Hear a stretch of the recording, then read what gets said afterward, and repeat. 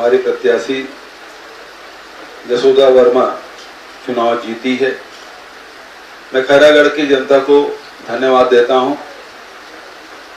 उन्हें प्रत्याशी को और कार्यकर्ताओं को, नेताओं को, जिन्होंने भीषण गर्मी में खूब मेहनत की। हमारे चुनाव संचालक आदरणीय रवि चौबे जी, संगठन की तरफ से भाई अटल श्रीवास्तव जी, साथ ही गिरीश जी और मंत्री हमारे सी डहरिया जी, गुरुरुत कुमार जी, कवासी लखमा जी, प्रभारी मंत्री अमरजीत जी, टी.एस. सिंहदेव जी, सारे लोग जहां जहां जिम्मेदारी मिली थी, मंत्रियों ने भी किया और विधायकों ने भी, सब लोग वहां डटे, काम किए। और हमारे जहां तक के खैरागढ़ की बात है, आप सबको पता है कि पिछले समय जो चुनाव हुए थे उसमें हमको लगभग 31,000 वोट मिले थे। इस समय हम लोगों को जो मिला वो 87,000 से भी अधिक वोट मिला। इसका मतलब ये है कि पिछले चुनाव से 56,000 वोट हमको अधिक मिले। ये अपने आप में एक बड़ी घटना है। भारतीय जनता पार्टी पिछले समय 60,000 के आसपास, अभी 67,000। बचत 8 और प्रत्याशियों से सबकी जमानतें जब्त हुई। जनता ने स्पष्ट आदेश दिया है। छत्तीसगढ़ के सरकार ने जो 3-3.5 साल में काम किए हैं उस पर जनता ने मुहर लगाई है। जिला बनाना, तहसील घोषणा करना एक मुद्दा हो सकता है, लेकिन मुख्य रूप से जो किसान न्याय योजना है, राजीव गांधी किसान न्याय योजना, राजीव गांधी भूमिहीन श्रमिक न्याय योजना, गोधन न्याय योजना, फॉरेस्ट एक्ट के तहत पट्टा देना, साथ ही 65 प्रकार के लघु वनोपज की खरीदी, कोदो कूट की रागी की खरीदी, और हमारी जो जन कल्याणकारी योजनाएं जितने भी रही है, चाहे 400 यूनिट तक बिजली आधा देना, 35 किलो प्रति परिवार को राशन देना, शहरी क्षेत्र में अनेक योजनाएं हम लोगों ने संचालित की। एक सकारात्मक परिणाम आया है। शासन की योजनाओं को लोगों ने हाथों हाथ लिया है। जो 3 साल पहले, 3.5 साल पहले जिस मतदाता ने कांग्रेस को केवल 31,000 वोट दिया था, अभी इस उपचुनाव में 87,000 वोट देना, और प्रतिशत के हिसाब से कहें तो जितना मतदान होगा 53% वोट हमको मिला है। छत्तीसगढ़ में 3.5 सालों में 4 उपचुनाव हुए, जिसमें सबसे पहले दंतेवाड़ा, जहां भारतीय जनता पार्टी के कैंडिडेट, उसके विधायक स्वर्गीय भीमा मंडावी की हत्या होने के बाद उपचुनाव हुए, उसमें भी हमें सफलता मिली। फिर चित्रकूट, जहां हमारे विधायक के सांसद बनने के बाद पद रिक्त हुआ, सीट खाली हुआ, तो उसमें भी उपचुनाव हुए, उसमें हमको जीत मिली। तीसरा उपचुनाव बहुत कठिन और चुनौतीपूर्ण था, मरवाही का, जहां जोगी जी के देहावसान के बाद ऊपर सीट रिक्त हुई थी, और उसमें भी हम लोगों को लगभग 38,000 वोट से हमको जीत हासिल हुई थी। ये भी चुनाव राजा देवव्रत सिंह जी के निधन के बाद हुआ। ये दोनों जो मरवाही और खैरागढ़, ये जोगी कांग्रेस के ही खाते में गया था। अब दोनों नेता अपने प्रभाव थे संगठन में भी और जनता में भी, और इस कारण से ये सीट कांग्रेस के पक्ष में आना अपने आप में महत्वपूर्ण है। विपरीत परिस्थिति में जहां संगठन न हो, क्योंकि पहले यदि खैरागढ़ की बात करें तो पहले स्वर्गीय रश्मि देवी सिंह की विधायक थी, फिर देवव्रत सिंह जी विधायक हुए। 95 से लेकर आज तक के लगातार देवव्रत सिंह के इर्द गिर्द ही राजनीति घूमती रही, और उससे ही लोग चाहे विरोध में हो चाहे पक्ष में हो, लोग उसके केंद्र में देवव्रत सिंह जी थे। और इस कारण से हमारे पार्टी में भी संगठन उसी के हिसाब से ही बनती रही है।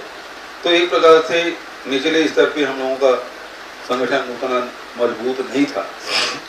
लेकिन फिर भी जब ये चुनाव हुआ, सारे लोग जुटे और हमारी जो योजनाएं हैं और संगठन ने जो मिल के काम किया, उसका परिणाम ये आया कि अभी 3.5 साल में 4 उपचुनाव हुए। मैं नहीं समझता कि एक साथ उपचुनाव 3-3, 4-4 तो हुए होंगे, लेकिन 3.5 साल में अलग अलग समय में 4 चुनाव हो, ये समझता हूँ छत्तीसगढ़ के इतिहास में पहली बार है।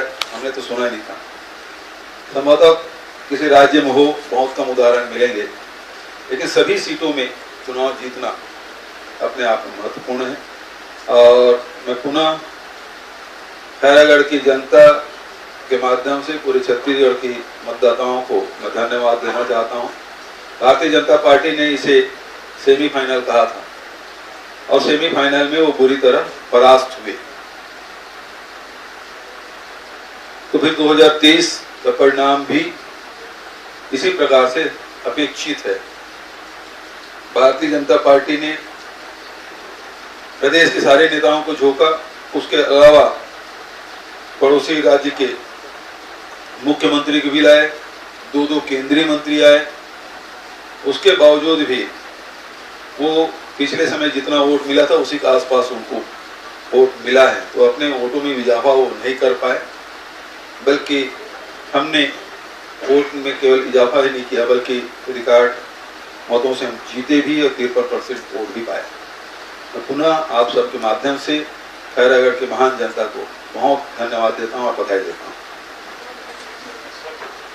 सर, आपने कहा था कि 16 को परिणाम आएंगे और 17 को जिला की घोषणा होगी, कल घोषणा हो जाएगी। इंतजार करिए, हमारे प्रत्याशी आ ही नहीं, आएंगे। अब वो सर्टिफिकेट दिखाए, फिर उसके साथ फिर आपको आमंत्रित करेंगे। क्योंकि हम लगातार वहाँ जनता से आज बातचीत कर रहे थे, तो वहाँ की जनता का और कांग्रेस कार्यकर्ताओं का कहना था कि हमने अपना वादा निभा दिया है आपको। बिल्कुल निश्चिंत रहे खैरागढ़ की जनता, जो वादा उसे किए थे उस समय सीमा में हम वो वादा पूरा करेंगे। सर, इस चुनाव में क्या चुनौतियां रही, क्या देखने को मिला? बड़ी चुनौती तो यही रही कि देखिए कि हम उस समय तीसरे पोजीशन में थे पिछले चुनाव में देखें तो, और उस समय देवव्रत सिंह जी और कोमल जंघेल के बीच में लड़ाई हुई थी। हम तीसरे पोजीशन में थे। उस खाई को पाटना और पाट के फिर आगे निकलना, मतलब 30,000 से पीछे थे और 20,000 से आगे हुए। 31,000 वोट मिला था, 87,000 वोट पाए। तो ये दोनों अपने आप में महत्वपूर्ण है। इतने खाई को पाट के आगे निकलना, वो थोड़ा बहुत मार्जिन नहीं, 2-4-5,000 का मार्जिन नहीं, 20,000 से अधिक की मार्जिन, वो अपने आप में महत्वपूर्ण है।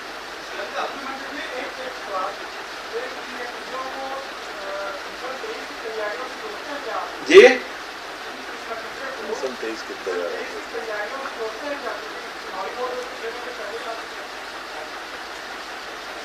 2023 में अब हमारे कार्यकर्ताओं को भी, नेताओं को भी, जो वहाँ ड्यूटी में थे, उनको अंदाजा लग गया है कि हमको कितनी मेहनत करनी पड़ेगी। लेकिन ये है, मेहनत तो करनी पड़ेगी, लेकिन जीत तय है।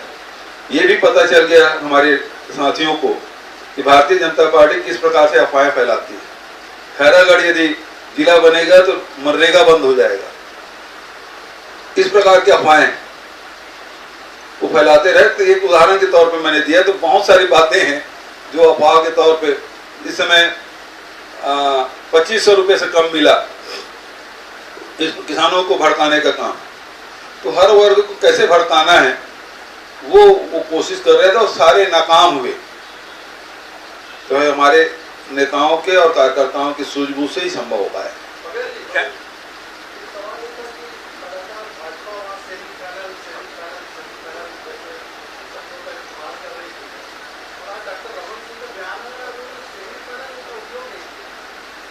क्योंकि देखिए, सबसे ज्यादा यदि नुकसान हुआ है इस चुनाव से, तो वो डॉक्टर रमन सिंह, क्योंकि बुलाओ यहाँ पे कुर्सी लाओ, यहाँ बिठाओ, खड़ो मत, बिठाओ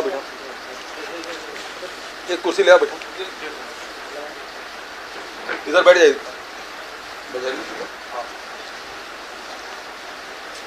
देखिए, इस चुनाव में सबसे ज्यादा नुकसान जो हुआ है वो डॉक्टर रमन सिंह को। रमन सिंह जी ने इसे चुनौती के रूप में लिया था और उन्होंने पहले ही कहा कि सेमीफाइनल है। और दूसरी बात जो उन्होंने कही कि खैरागढ़ मेरी मातृभूमि, यहाँ मैं पला बड़ा हूँ, खेला कूदा हूँ, यहाँ से मेरे पारिवारिक संबंध है, निजी संबंध है, ये सब बातें उन्होंने कही थी। और भारतीय जनता पार्टी के नेतृत्व भी इसी रूप में देख रहे थे कि खैरागढ़ तो मतलब रमन सिंह का ही सीट है और वहां इतनी बुरी तरह से पराजित हुए, तो सबसे ज्यादा नुकसान रमन सिंह का ही होना है। हाँ, तो फिर उसका अपने खुद के लिए अलार्मिंग, वो बता दे, स्वीकार कर ले कि उसके लिए अलार्मिंग है। उसके जो राजनीतिक भविष्य है वो खतरे में दिखाई दे रहा है।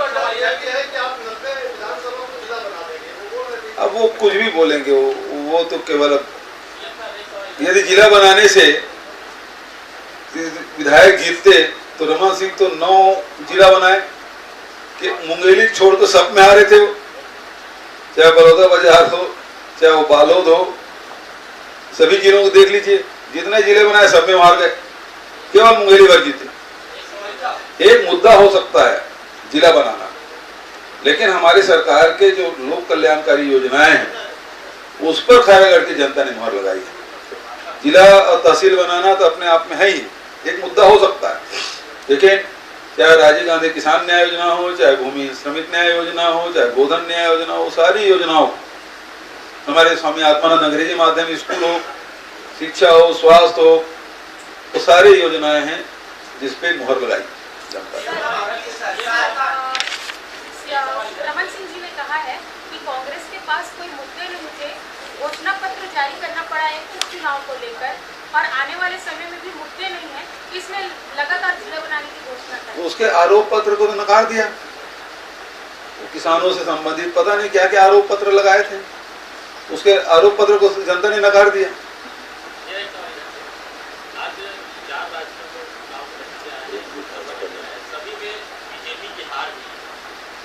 क्या लगता है कि 5 राज्यों के चुनाव नतीजे के बाद 4 अलग-अलग राज्यों में चुनाव हुए और बीजेपी हारी? ये तो संकेत दे रहा है आने वाले समय के लिए। भारतीय जनता पार्टी से लोग किस प्रकार से, कितनी अपेक्षाएं थी और वो अपेक्षाओं में कितना खरा उतरे। आज जो महंगाई जो बढ़ रही है, पेट्रोल के, डीजल के, रसोई गैस के, सीमेंट के, छड़ के, सारी चीजों के, खाद्य पदार्थों के, खाद्य तेल के, सबकी कीमतें आसमान छू रही है, बेरोजगारी दर बढ़ रहा है और ये सांप्रदायिकता के आग में झोंकने का काम भारतीय जनता पार्टी कर रही है। जनता इसे पसंद नहीं कर रही। आपकी सरकार का आने वाले 5 साल में कोई भाजपा की बात तो नहीं दिखाई दे रहा। जी, आपकी सरकार का कोई रोल जो है आने वाले 5 साल में भाजपा की बात तो नहीं दिखाई दे रहा है, बिल्कुल होने के चांसेस पूरे दिख रहे हैं। लेकिन ये जो चीज होती है कि ग्रामीण इलाके हो या कुछ शहरी इलाके, वहाँ की एक मैंडेट ऐसा बन रहा है कि छत्तीसगढ़ में जब से कांग्रेस की सरकार आई है तब से गुंडागर्दी थोड़ी बढ़ती जा रही है। कांग्रेस के जो नेता है तो उनके परिवार के लोग हो, जैसे कि कल की घटना हुई रायगढ़ में, जो विधायक साहब है उनके बेटे ने थाने में घुसकर पुलिस कर्मचारी के साथ मारपीट की, उसके पहले गुंडा की घटना हुई। तो ऐसा नहीं लगता कि ऐसी घटनाओं से नीचे आने वाले समय में थोड़ी बहुत छवि खराब हो सकती है सरकार? देखिए, घटनाएं घटती है, अपहरण भी केस हुए, हत्या के भी केस हुए, मारपीट की घटनाएं हुई, अवैध कारोबारी हुए, चाहे वो गांजा को हो, चाहे नशीली पदार्थों की घटनाएं हुई है, लेकिन उतने तत्परता से पुलिस ने कार्रवाई की है। चाहे वो प्रकाश नायक के लड़के की बात हो, चाहे भूपेश बघेल के पिताजी की बात हो, पुलिस को काम करने से किसी ने नहीं रोका और पुलिस ने बहुत तत्परता से कार्रवाई की है। तो छत्तीसगढ़ में कानून का राज है। ऐसा नहीं है कि बुलडोजर चढ़ा दे, न्याय होना चाहिए, लेकिन वो न्यायालय के द्वारा। जो अपना काम है उसको खुद को करना चाहिए, दूसरे के काम में हस्तक्षेप नहीं करना चाहिए। ये जो चुनाव था इसलिए भी इसको अलग नजरिए से देखने की जरूरत है। भारतीय जनता पार्टी ने अपनी पूरी ताकत लगाई, तमाम बड़े नेताओं को छोटा। इसलिए अगर 4 उपचुनाव की बात करें, और इम्पोर्ट भी किया नेताओं को, लेकिन उसके बाद भी इम्पैक्ट नहीं हो रहा है। इसको किस तरह से देखा जाए, जबकि पूरा चुनाव कांग्रेस की तरफ से आपके विरुद्ध गिर रहा है? इसका मतलब ये है कि यदि सरकारें अच्छी काम करे, किसानों के हक में, आदिवासियों के हक में, अनुसूचित जाति के हक में, महिलाओं और युवाओं के हक में, व्यापारी और उद्योगपतियों के हक में काम करे, प्रदेश के चहुमुखी विकास करे, तो कोई कितना भी षड्यंत्र करे, कितना अफवाह फैलाए, उस पर जनता नहीं आती। सर रमन सिंह जी ने मतलब अच्छे काम करेंगे तो जनता उसमें भी वोट करती है, केवल नकारात्मक वोट नहीं करती। सर एक सवाल ये भी था कि कई चेहरे आए बीजेपी के, पूर्व मुख्यमंत्री डॉक्टर रमन सिंह जी मैदान पे आए, मध्य प्रदेश के सीएम भी मैदान पे आए, तो चेहरे कई थे, लेकिन उसके बावजूद जनता ने उन चेहरों पर भी भरोसा नहीं जताया, उन बातों पर। सीधी बात यह है कि ये जो लड़ाई है वो खैरागढ़ की जनता versus Bharatiya Janata party. Sir एक सवाल मेरा है, ये लड़ाई कोई सरकार की लड़ाई नहीं थी। यहाँ खैरागढ़ की जो जनता है खुद लड़ाई लड़ रही भारतीय जनता पार्टी के खिलाफ, और जनता के खिलाफ जो भी लड़े उसको पराजित होना पड़ता है, जिस प्रकार से खैरागढ़ में हुआ।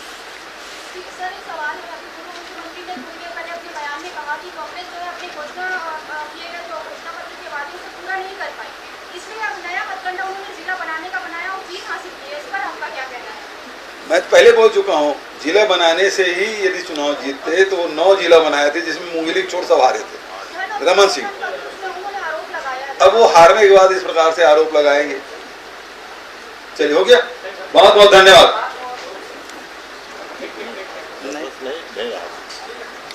चलो धन्यवाद, चलो